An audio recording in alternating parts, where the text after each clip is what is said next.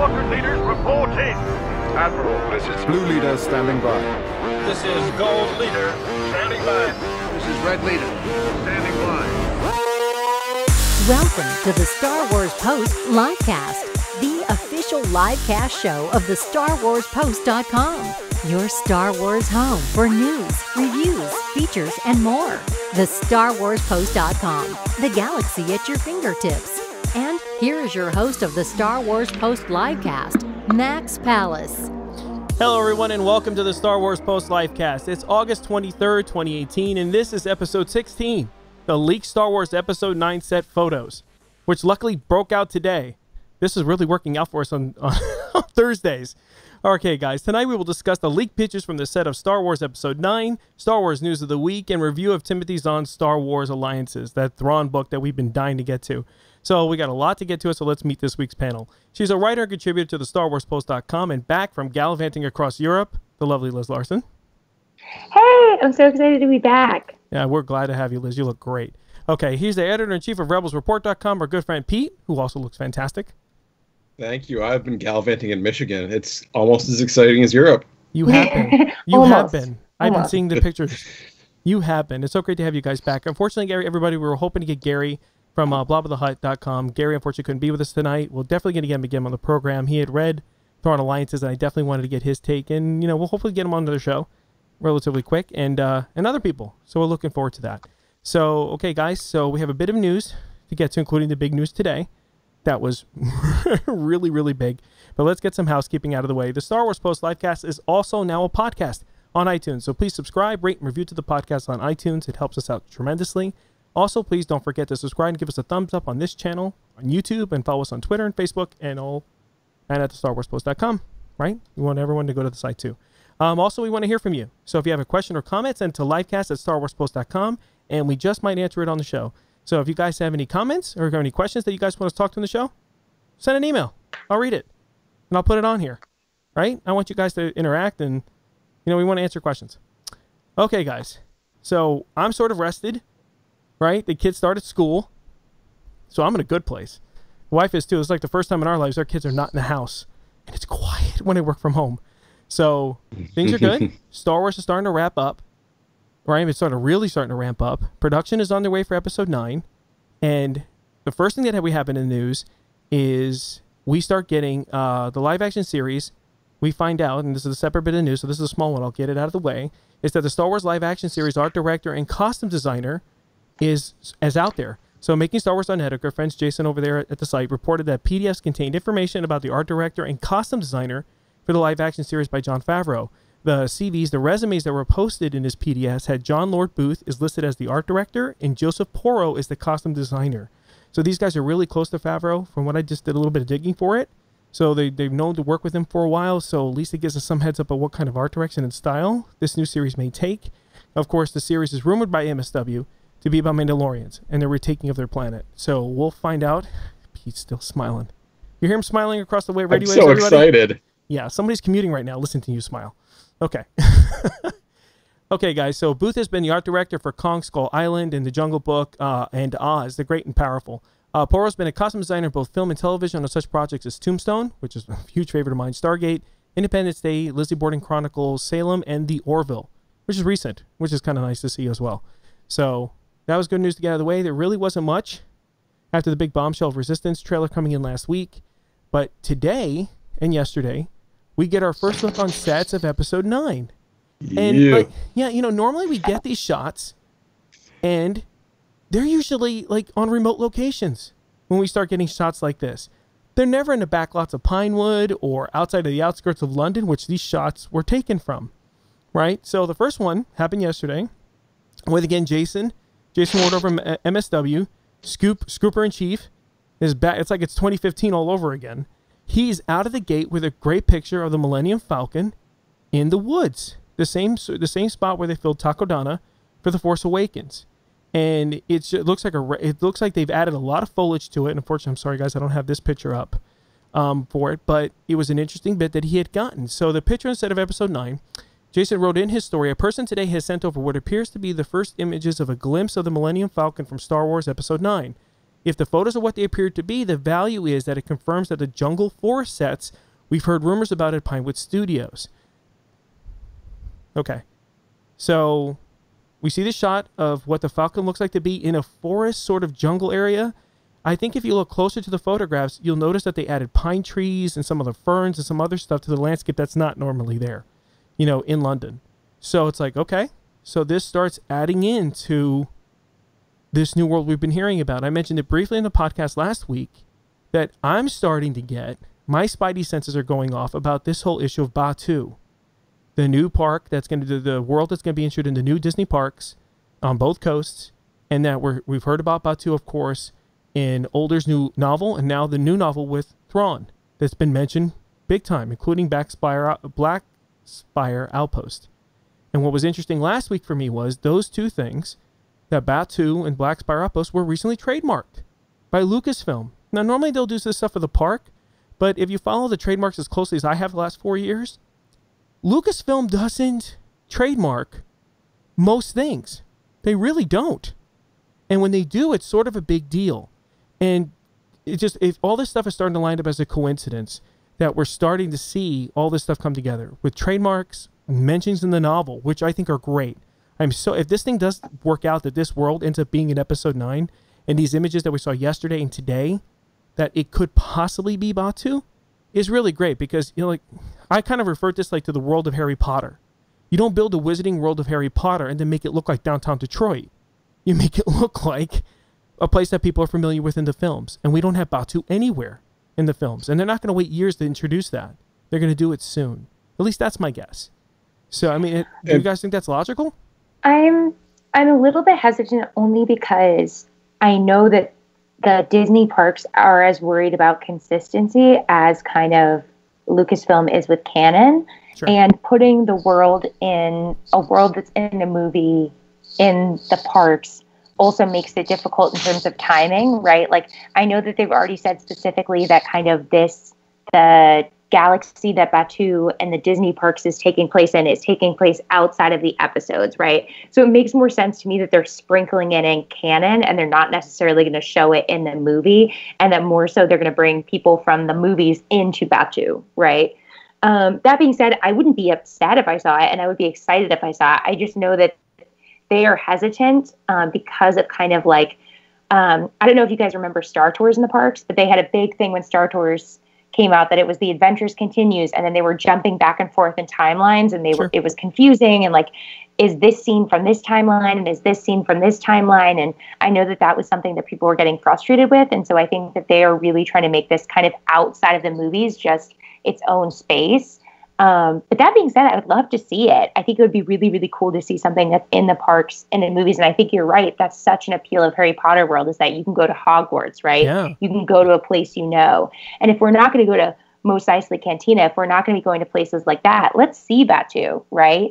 Exactly. I was really surprised that they weren't creating like Maz Kanata's castle there. So like, if they are going to create something new, let's see it somewhere. B, what do you think? Yeah, I can see that based on, like, we'll talk about in Thrawn Alliances, where there is like the sort of the jungle area that we see outside of the outpost on Batuu in that book. And it would make sense because the Falcon being at the park as a ride in the middle of the outpost and being in the middle of the woods here, it could make sense. And, there's ships that land in the middle of in the woods in that book. Of course, my initial instinct is, are they going back to Endor? Are we going to see something back? But if you look at the trees, they're not the right size trees. It's like a completely different kind of forest. So I don't think that really fits, even though that'd be kind of fun to go back there. Well, you need warriors, right? You got that. Yeah, see some Ewoks. Let's go recruit some Ewoks.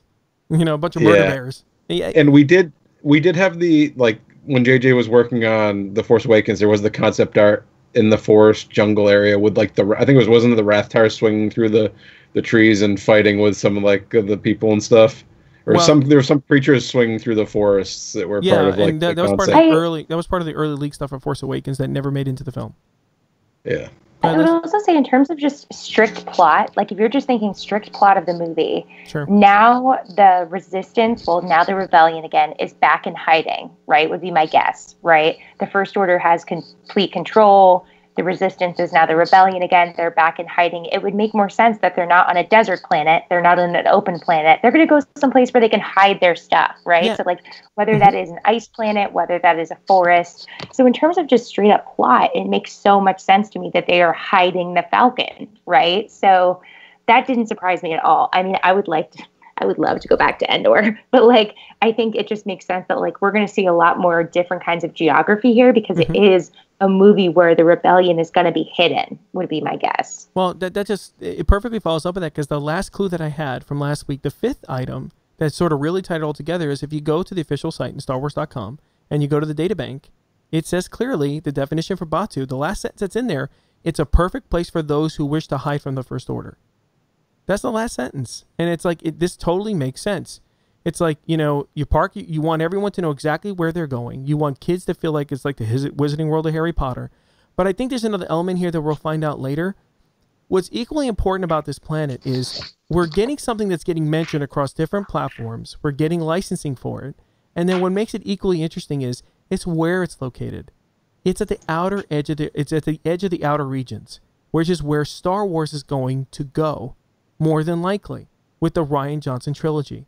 We're going to a new place, a new time, at least that's what they told us, and what better way to have a bridge the gap between the existing saga and what you have in this new area in the unknown regions is this one planet that lies in the middle. That's an ancient outpost that used to be very heavily trafficked because of trading that whisked away over time. And it's a perfect segment to, like, if you needed a world to bridge both eras, this would be the place. And it's like, it's perfect. It for me, it's like finding an equation that just seems really elegant. And I'm getting a glimpse of it early. It seems to fit. And it's not a big info. It's a new world. It's jungle. It doesn't look overly special. It doesn't, especially in the book with Thrawn that we'll talk about soon. It really doesn't, it's not like it's force sensitive or there's some Jedi temple on there or anything. It's just an outpost. It's another Tatooine. It's a Tatooine that everyone can wrap their arms around. So for me, looking at these set pictures, and we'll get to them today. Of course, the first one was the Millennium Falcon in the jungle, which really wasn't much. It was just, there it is. But the images that came in today, so I just happened to be sitting at the battle desk, getting over a cold, right? I hopped up on Sudafed, and these images first appear on Twitter from an account that's sitting over, I think from a French account from a French user. And then digging deep before, because I want to know where exactly these images are originating from, it ended up taking me to a Tumblr site. And then going from the Tumblr site, all of a sudden, like about an hour later, we get a post from The Sun, British tabloids, which these shots look like they're from. These look like TMZ long lens shots of a set. And it's exactly what you would expect to see like in a remote location. And I haven't cited them as full sourced yet within the story on, the StarWarsPost.com, but it's got to be theirs. But they didn't put their watermark on it or anything. It's like, this is really weird the way this whole thing transpired, but there are our heroes sitting in a grass field outside London. And of course, some of the very first shots, we could bring the first one up that I think had everyone flailing like crazy, is Poe and Finn sitting there looking like it's Little House on the Prairie in space. Like, I love where they're at in this shot. This is crazy. I mean, and he's holding binoculars, right? So Liz, what did you think? Loved this. I know. I'm gonna enjoy Liz's reaction. Y'all know I love this. I sat and zoomed and unzoomed and zoomed and unzoomed. I love the setting. Again, different, right? Like, we've got to think we're 9 movies in now. Let's see something that looks different. Let's see something that looks fresh. Even Little House on the Prairie is different kinds of Star Wars, right? We don't have still farmland, kind of grasslands. Western, rebellious. Like, I loved it. And then, don't get me started on the costumes. I tweeted this already, but that Poe costume is giving me serious Raiders of the Lost Ark vibes. Seriously, from everything from the button down to the sweat to the pull across, they literally just took the Raiders costume and put it in space. I'm not complaining, okay? It is fabulous. They gave their looks an edge for this movie, and I was worried because I honestly felt like JJ had to step it up. Because the Force Awakens was basic. It was plain. It was going away from the prequels and back to the original trilogy. I get it. But then Ryan Johnson said, hey, you can take the stuff from the original trilogy and still make it badass and look cool and still be elegant and still be different. And so his costume seriously stepped it up to the next level. And I really wanted to see in this movie new things on our characters. And I love it. I really, really love it. What you think, Pete? I'm gonna echo her sentiments about Poe's outfit. It's like something out of The Mummy, or like she's saying Indiana is. Jones. Perfect. It's like the high boots with the dark pants, the light shirt. Very you know? 1920s, northern Africa, kind of like outfit Yeah. that you would wear there. I love the fact that he's got that armband like wrapped around his left arm.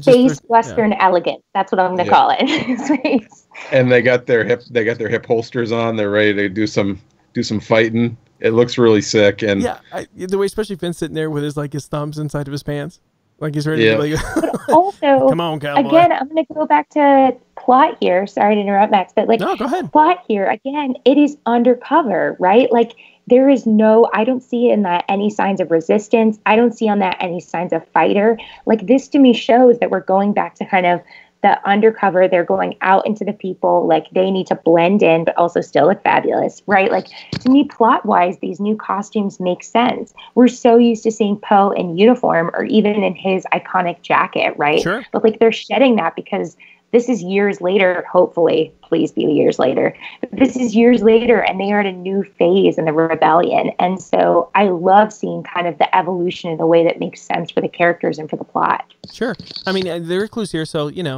Finn's got longer hair, right? Mm-hmm. They're dressed differently. And the thing I echo exactly what Pete said, because I completely, that's the first thing I thought about. I thought about Brendan Fraser and Mummy, right? Classic 1920s, very loose-fitting clothes, especially with tight boots, and the pants sort of almost have this tank commander type of thing because they're so baggy, right? And honestly, I mean, all right, it's very simple to understand. They're sitting in a plains, they're all together, and they're riding horses, and he's holding binoculars.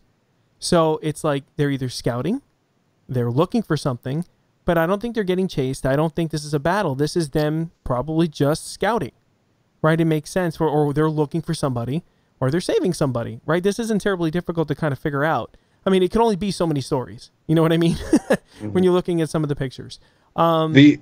The interesting thing in the pictures is that it looks like they might have I don't know if maybe a military consultant on the set, because there's a guy in looks like a more of a standard military uniform with like the buoy hat on. Yeah. In the lower corner of the picture of Finn by himself.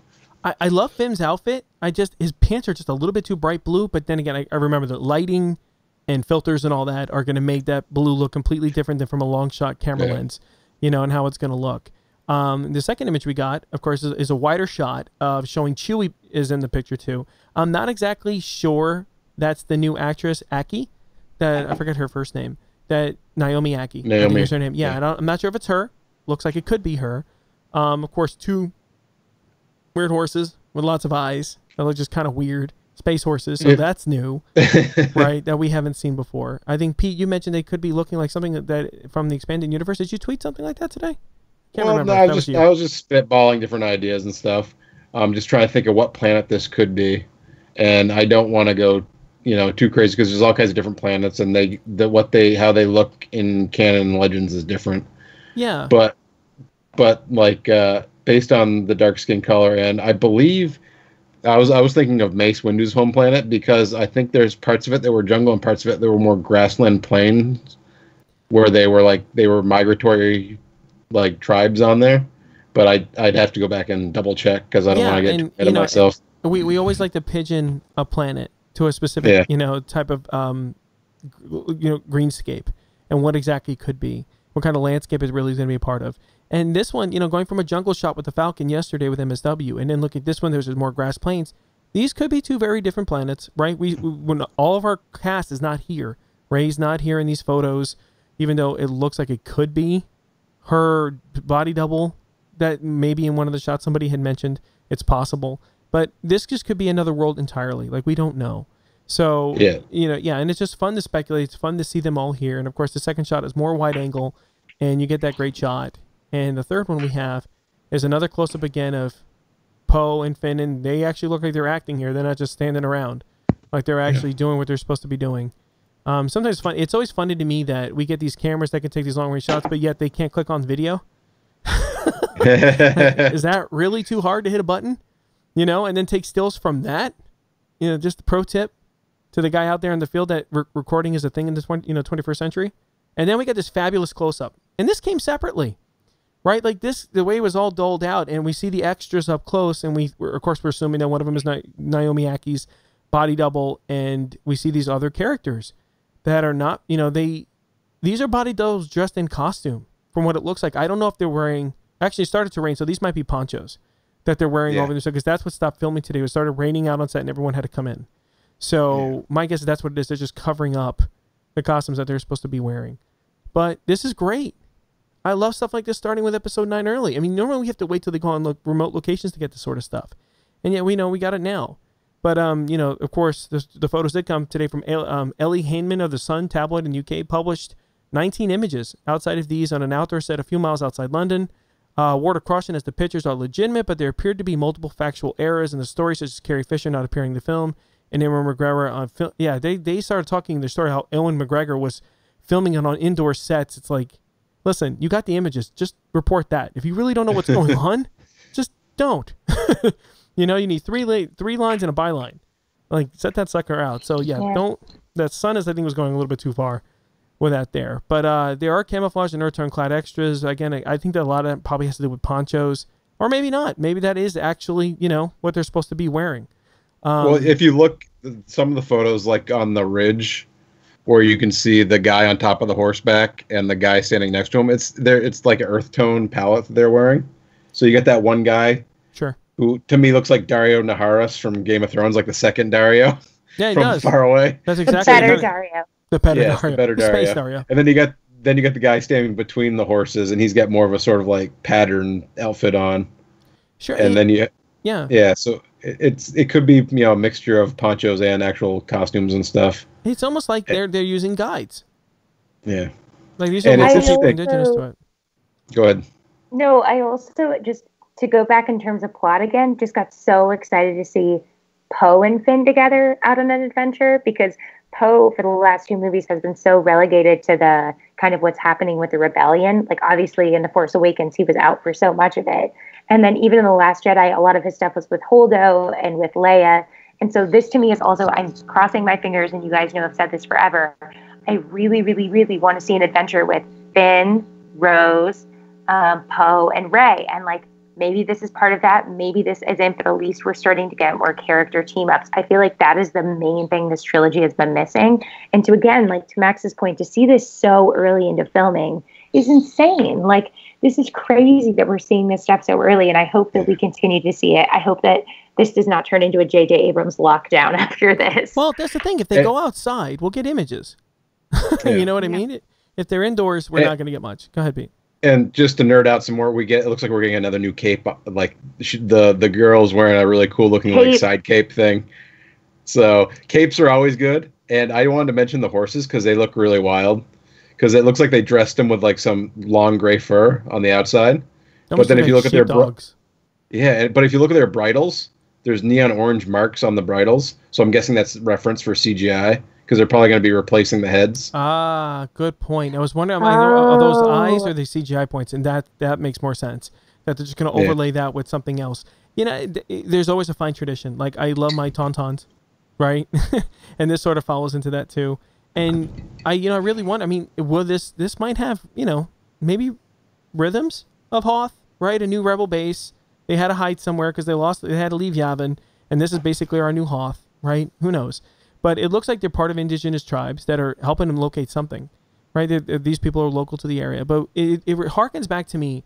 The original opening for The Force Awakens had its script where Luke's hand was supposed to fall out of the sky with his saber and land on a savanna-like planet to a small village, and that somebody would find it, light up the lightsaber, and like hurt people by mistake. And they got it's like was like a classic movie from the 70s with a Coke bottle falling out of the sky. It was like an homage to that movie.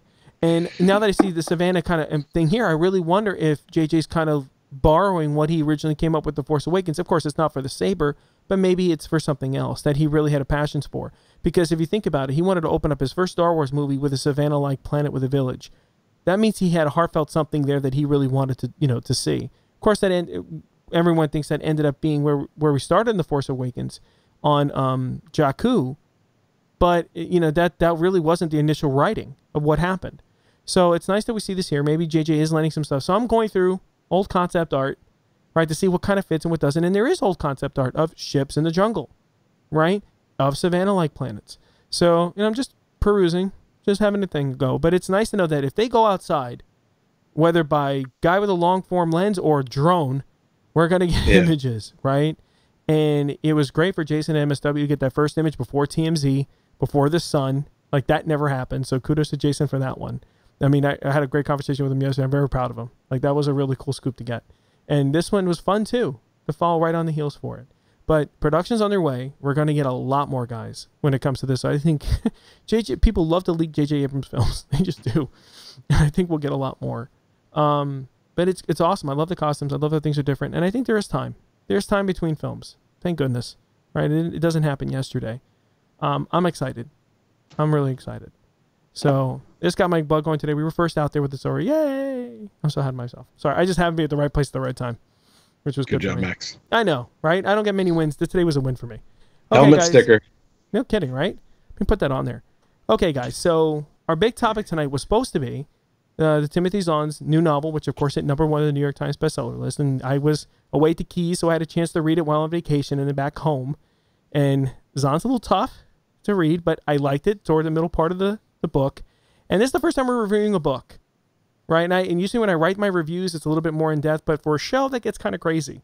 And I don't think we want to get too in depth. I think for the review of the Zahn book, we're just going to give our basic overview of what we liked, what we didn't like, talk about things that are really interesting, that are new, that people should know about. This will be sort of spoilish. So if you all haven't read the book yet and you want to go ahead and read it and not be spoiled, you might want to stop listening now because we're going to get into some of the stuff that's in there.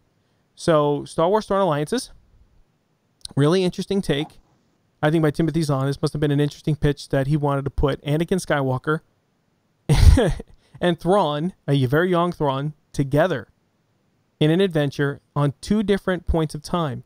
One during the Clone Wars, and of course one during the modern era, during the original, during just before the time of Rebels, just after the time of the Battle of Antolon that we saw in Season 3 of Rebels, where Thrawn had lost his big battle.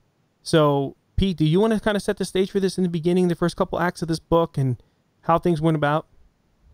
How do you want to approach it? Or do you want me to go? I probably read it longest to go out of any of us. So I read it recently. So do you want me to set the stage? So I'll go ahead and set the stage, and then I'll sort of punctuate. Yeah, and we'll get there.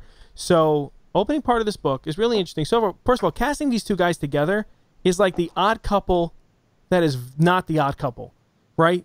Zahn is not too much of a comedic writer, so it has all the deadpan sort of like, I don't know. I don't find chemistry here. I didn't. But at the same time, at some points at the beginning of the book, it didn't feel like Vader.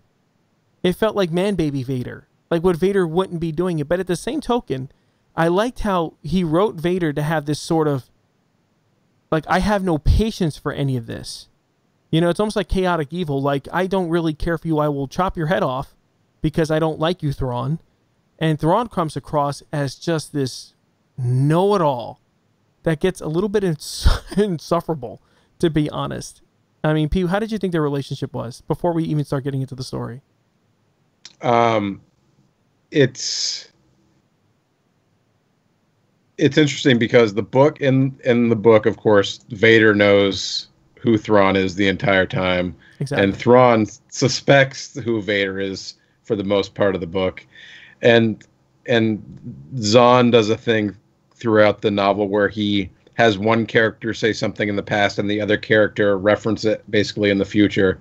And so you're constantly getting the same, basically similar lines or echoes of lines between the characters throughout the novel. And I didn't really like Thrawn in this novel very much.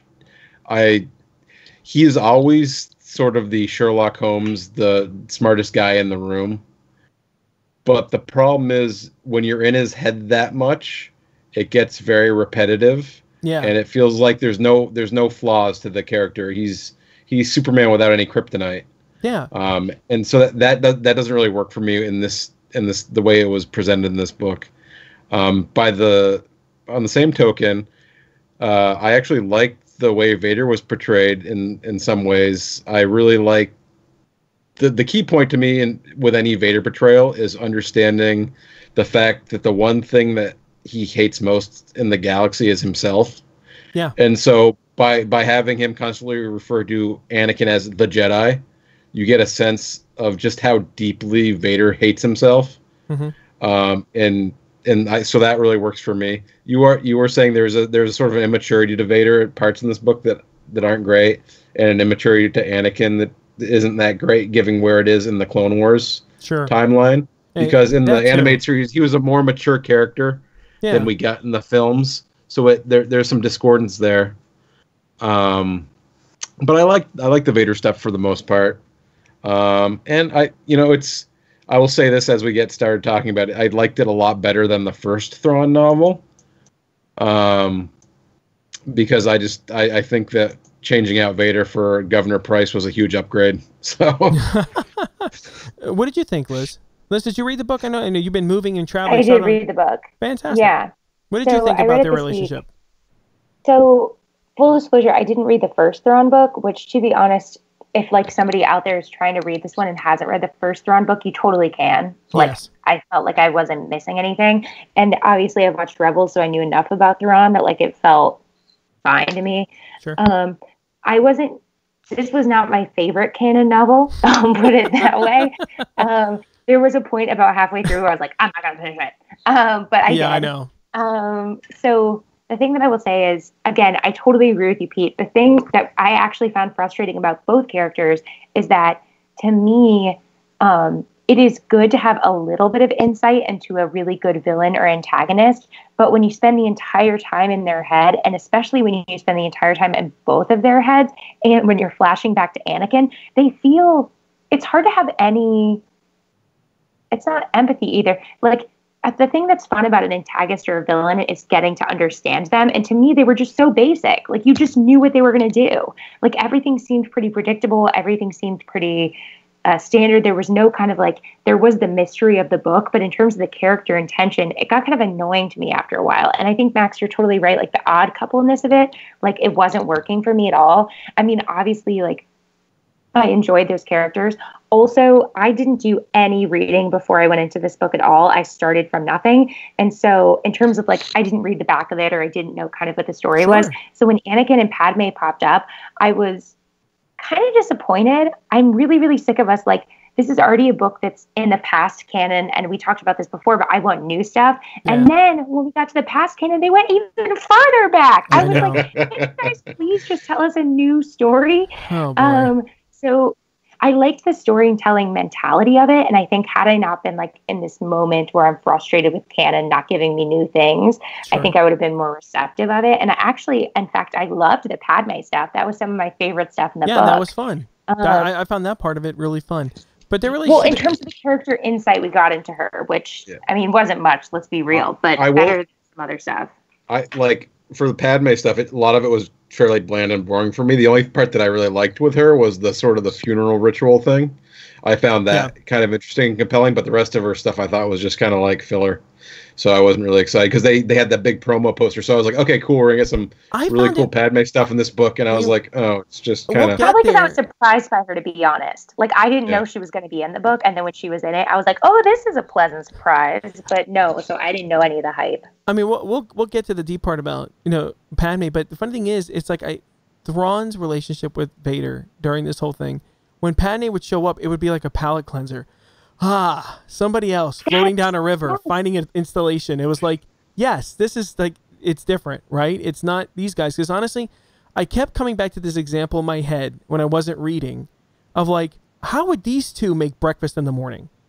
Like, literally, like, Thrawn would come up with an omelet and Vader would be like, how did you get that? And then Thrawn would go into detail on how he cut the onions, how he cut the peppers, and how, he cracked the eggs and how he knew the eggs were going to be. I mean, but the funny thing is, he would do that for every single thing in this book. It was like page after page of listening to Columbo explain the plot of a movie. It was a mystery. I was sick of it by the first hyperspace lane thing when they were getting out to the thing. I was like, I don't want to figure out the hyperspace. Why are we spending so much time talking about how they're getting through hyperspace here? And I get it. Again, Max, like it was totally supposed to be symbolic of the different ways that their brain works. But I was sick of it by the first time they did it. And by the second or third time, I was so frustrated. It I also was like, I don't need to hear you explain this. it also ties into The Last Jedi, though, because the way that Snoke operates through hyperspace is with these alien guys that have a special way of getting. So it's sort of getting back to that. There's hidden knowledge in the Outer Rim and the unknown regions that the main galaxy doesn't really have access to. Like I said, this book in Batu, it's almost seemed like we need to start feeding everyone to this new area. Let's get Zahn. Let's do a Thrawn off because Zahn is out from the outer regions. And you know, Zahn is out in the outer regions again with Ezra, right? That's coming up, hopefully, way next in the future too. It's like everything is pushing toward this outer regions, and it's like they gave this to Zahn to write about it. It's very important. Like, would Zahn really want to come up with this whole hyperspace jumping thing on his own? Maybe he did, but I have a feeling, and Pete knows him better than we do, and maybe he did. There's if you're familiar with Zahn's work, which I know I've got an advantage over you guys that I've read all of his Star Wars books. He wrote a series of books, Outbound Flight, Survivor's Quest. There's a bunch of them in addition to the Hand of Thrawn duology and all that stuff.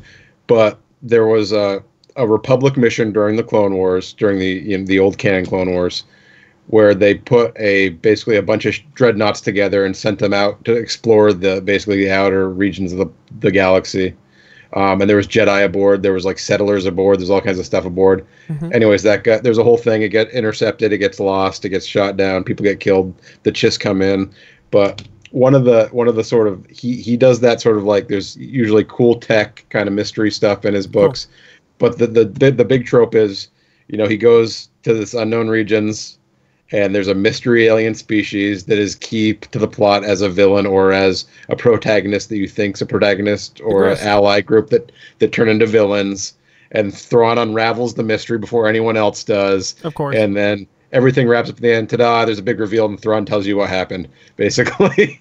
This is very to me. This novel felt very paint by numbers in terms of his style of Star Wars that he's developed into. So he loads the template into Word. He loads his own template into Word, and he starts filling it out. But there are parts of this that I did like. So it took a while for me to get this thing, and I'll just do a brief overview of like how we all felt, because I think that's what we're falling for anyway, and how we felt for the whole book. I started liking it in the middle, and it got okay. So it wasn't, at first, it was hard, especially 11 o'clock at night, sitting in airport Fort Lauderdale, a little tipsy, right, trying to focus and read this book.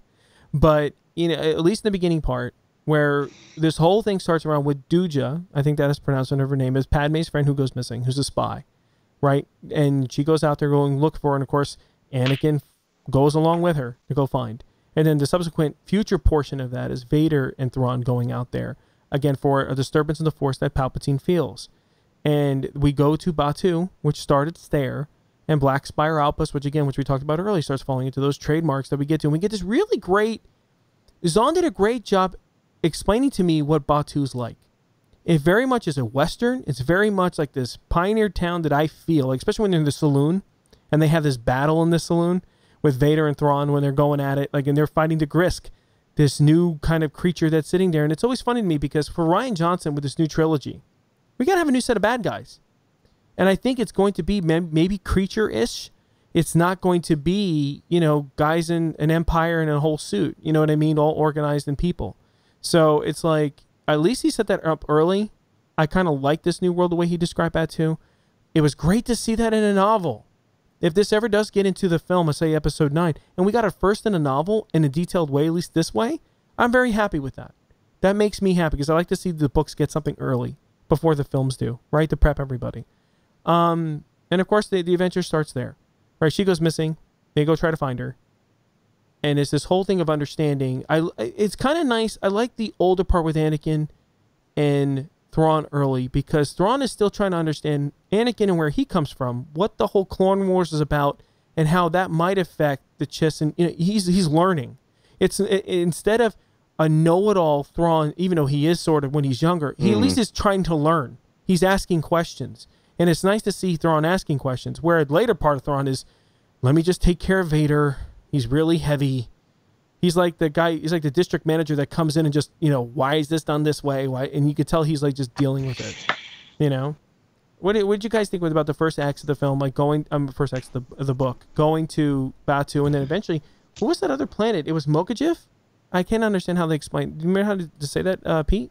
It was Mokijv or VJ. Another one of those weird, almost Icelandic.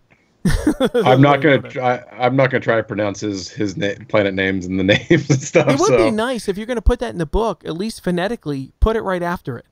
You know, I never understood the way they never do that in the book. If you're coming up with this kind of really obtuse name that it's hard to kind of think, write it phonetically right next to it in brackets, so people understand, so they can talk about it and reference it. I hate the fact that they leave it up to people's devices, and then you hear it like years later in a film, and you're like, "Oops, I didn't know it sounded like that." You know. So what did you guys think? So, okay, so we're not going to go act by act with this thing because I don't want to give up the whole book. I really wanted to go over how he felt about it. One of the things I did like about the book is Vader's contingent of stormtroopers, the First Legion that are part of the 501st. The battles that those guys do, and the fact that they're dealing with Ruck, Thrawn's little guy that we saw in Rebellion, guys we saw in Rebels. The First Legion was pretty cool. I liked the way those guys were. They seemed human. I liked the battles they got into. I could read Zahn's firefights pretty well, which is kind of hard for some writers to do. He does a good job with that. So that's the part of the book I really did like when those guys came in. What did you guys think about those guys? I liked those guys. I agree with you. Some of the stuff that was my absolute favorite in this book was I liked the settings. I liked the planets. I liked the aliens. I felt like all of those, kind of the externals of the characters, were some of the best written and also most interesting parts of the book. I could follow the battle sequences pretty well. I enjoyed those. The things that I enjoyed the least, honestly, were just the dialogue and kind of the introspective parts. Like, those were the parts that I found pretty frustrating. But in terms of like the actual action of the book, I found it pretty enjoyable overall throughout the whole book, actually. And once things were actually going and they weren't talking and they were doing, I could read through it pretty quick. And then once we got to more like drowning dialogue, I was like, this is slower. What do you think, Pete?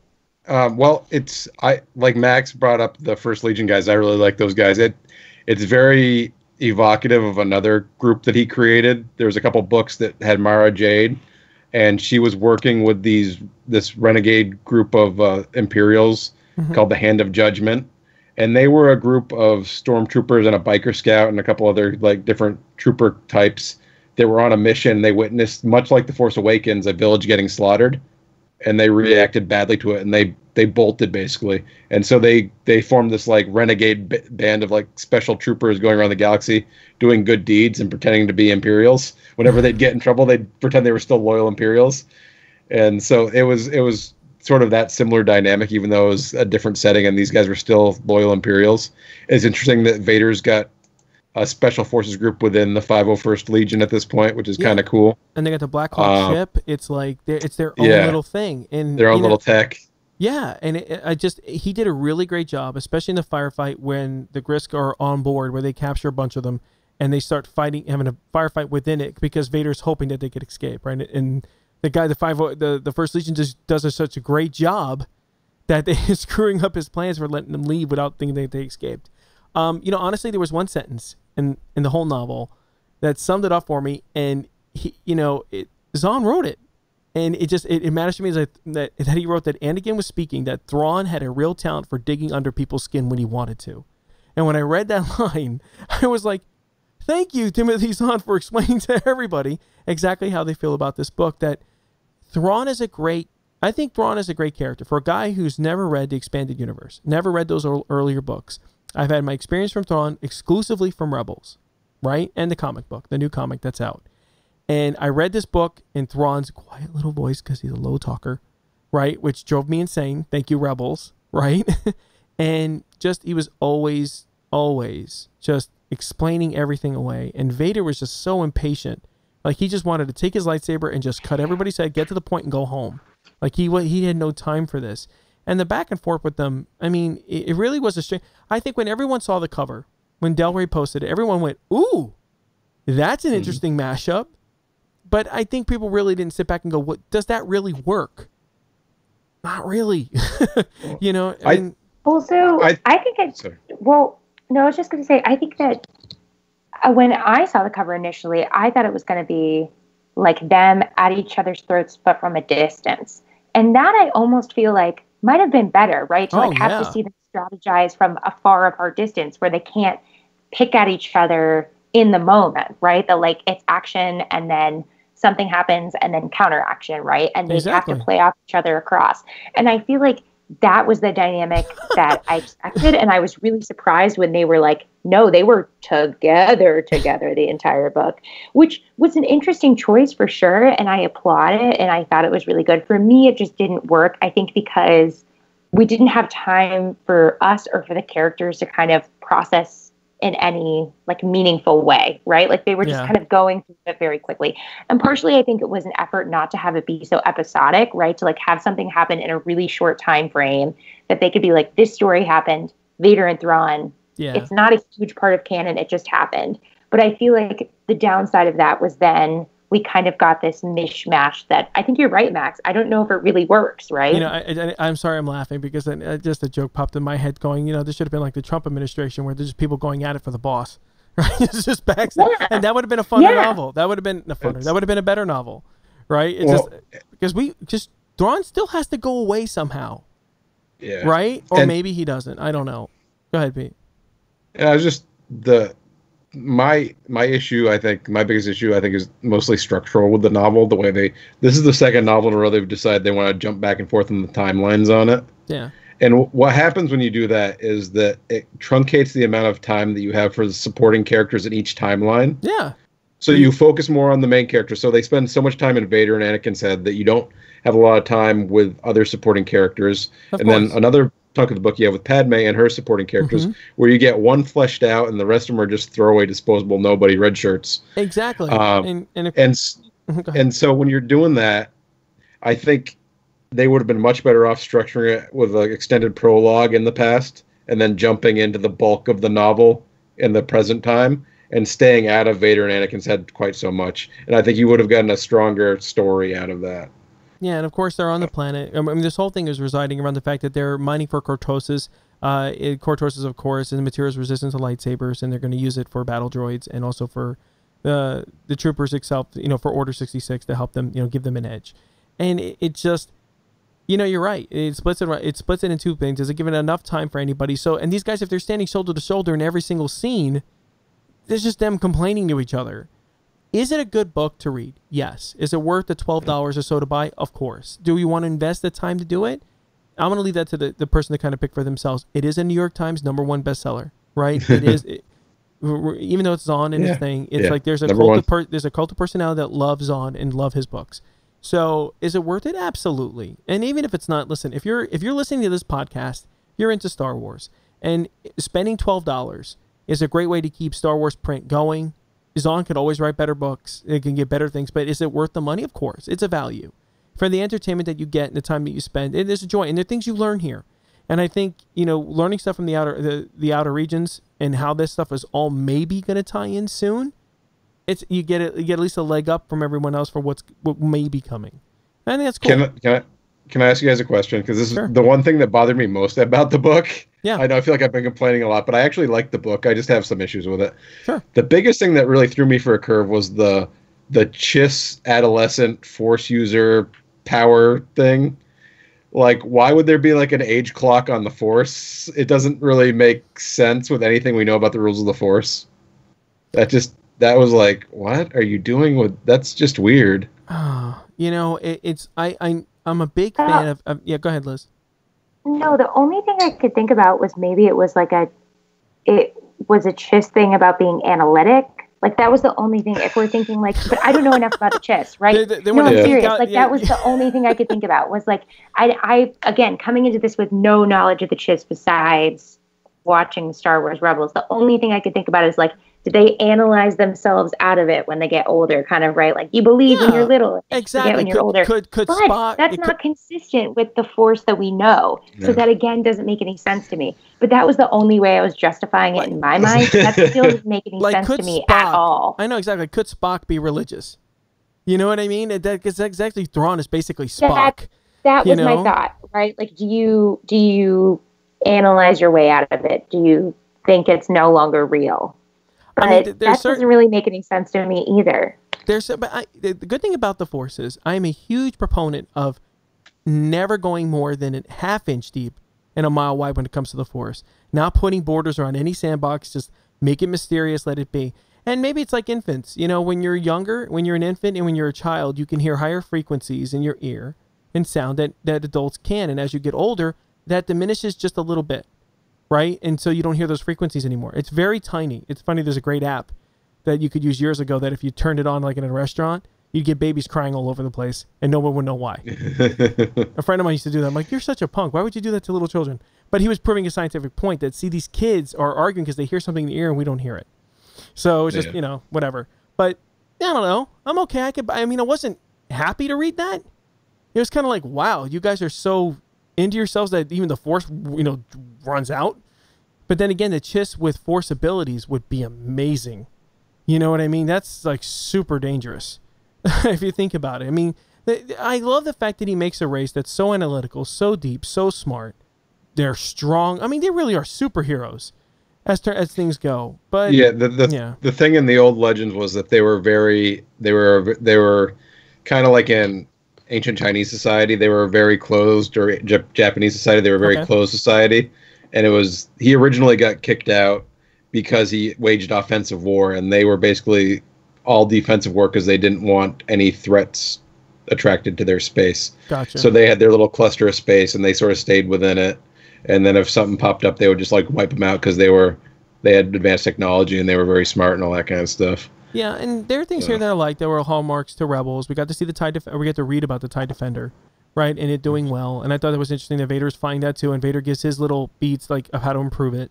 It was great. I mean, I could get back to it. The First Legion and the way they all work together, especially arguing with the pilots that come. The crew of the Chimera got very Navy-ish, right, in the way that they approached everything, which was nice to see in Star Wars too. You got to hear commands on the bridge. You got to see the way they do things, and it was very Imperial military Navy. Which, if you're a military, if you like the Army and that kind of stuff, like I do, it was great to read about. I'm a big fan of Tom Clancy novels, so getting tech deep, even though it's science fiction, was nice. Right, I like to read about this stuff. I loved it when it was in Rebels, barely. But no, it was great to see this. It was great to see Ruck again, right, and him being a pest, which was great. And that's also a big... Sorry. No, I was just going to say, I totally agree with you too, Pete. And Max, especially when you're thinking about kind of this military structure, one of the things that I did like the most was the way that Vader engaged with the First Legion and that Thrawn engaged with his crew. Yeah, and I wish that we would have had more time with that. And Pete, you're totally right. Had we stayed in that timeline, and I think gave them a little bit of separate space to see kind of how they engage with their crews, that was actually one of the most insightful moments. I think because they weren't telling, they were showing, right? Like we were seeing what their mentality was from the way that they engaged with their totally different skilled crews, right? Yeah, and the squad commander, and I enjoyed that quite a bit. And the squad commander mentions that in the book. He starts to appreciate the way that here's Thrawn's, subordinates. They mess up. Thrawn's not chopping heads off. He's not even punishing them. He's letting them learn from their mistakes, and they like Thrawn, and the Chimera runs as well as it does because they work in that sort of environment. Where Vader's environment with the First Legion, these guys are worried for their own lives every 30 seconds.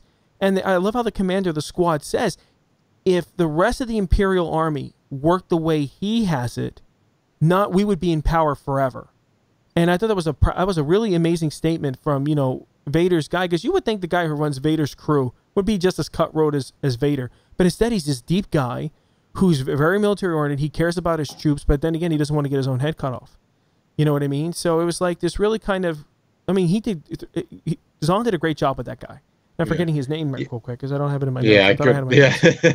But but you didn't have enough time with him to make him that memorable. If he had more time, if we weren't splitting between different eras, we would have seen probably more of that.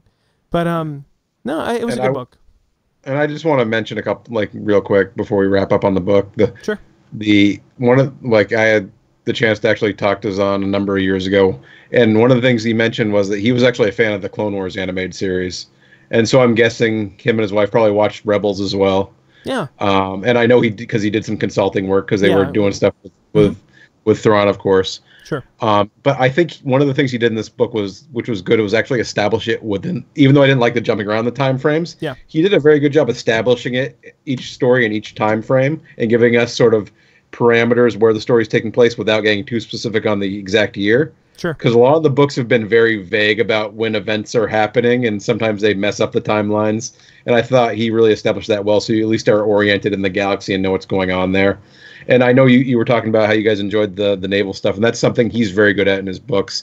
There's a lot of like naval action in the original Thrawn, in the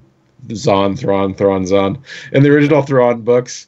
There's a lot of like naval fleet action because Thrawn's on the ship, and he's got Pelion, who's basically his protege, who's the captain of the ship, and so Sure. a lot of the stuff is him watching him do orders or like watching subordinates, and then getting in space battles and analyzing the different species. Like the captain of some rebel ship is a certain species, so he's doing something a certain way, and all that kind of stuff. So there's a lot of that good military stuff that he's actually really good at. Yeah, and I think just to finish this out, because they may show up again, was this new the species that we just talked about, the Grisk, as a species with deep-set eyes, angled brow ridges, wide shoulders, and a tapered skull. These guys were kind of badasses. They picked up weaponry and went after it really quick. And again, it's just one of those things that may be a nugget that's just for this book, or it may be what we might see in the future with Rian Johnson or future in Star Wars. There is something, like I said, there's something very particular about the timing of this book release, Older's book, the trademarks, and I think a lot of this is going to foul around that too. Maybe it won't, maybe it will, but the Grisk sound like a pretty cool enemy. I hope we get a really smart thinking enemy, which of course is going to happen. We always have great antagonists in Star Wars. But no, I was pumped. It was my very first Thrawn book. Like Liz, I did not read the first book. It just happened to do with timing, because the book came out literally, I think, right before Celebration, like literally like a day before, and it was just bad timing for everyone to read, and no one had a chance to it. So I enjoyed it. I'm actually encouraged to read some of Zahn's older stuff. It just, it's part of my reading list, and whenever I get to it. So definitely worth the value. Definitely worth picking up. If you're into Star Wars and watching this podcast, live cast and listening to the podcast, yeah, pick it up, of course. Right? Celebrate the Star Wars print. Help these guys out the best we can. And, hey, listen, if it's bad, we tell you it's bad, right? We'll tell you the parts we don't like. And if it's something that you wouldn't, a book would really have to go a long way for me to say, don't spend a minute on it. But if it happens, I'm going to be honest and tell you. And I think everyone else on this panel would as well, right? And sorry we couldn't get Gary here today, get his insight, because I know Gary wanted to talk about it a lot. Guys, it was a great show today. We got good stuff with the photos. Liz, thank goodness you're back. We missed you. Yay! Yeah. So, guys, So happy to be back. I know, and I'm glad with your movement, and I love your background. It's beautiful. Okay, guys. So, yeah, it's nice. And hopefully in the future changes. The show's running better, right? We're running at 1080p compared to 720 for mistakes that I made. But, no, we're getting there, and we're moving up. So, things are working out great. Okay, guys, so don't forget to go ahead and follow us on YouTube, Facebook, StarWarsPost.com, on Twitter, subscribe, all that good stuff. Great show this week. We'll see you guys again next week. And hopefully we get more stuff for episode 9. Good night, everybody.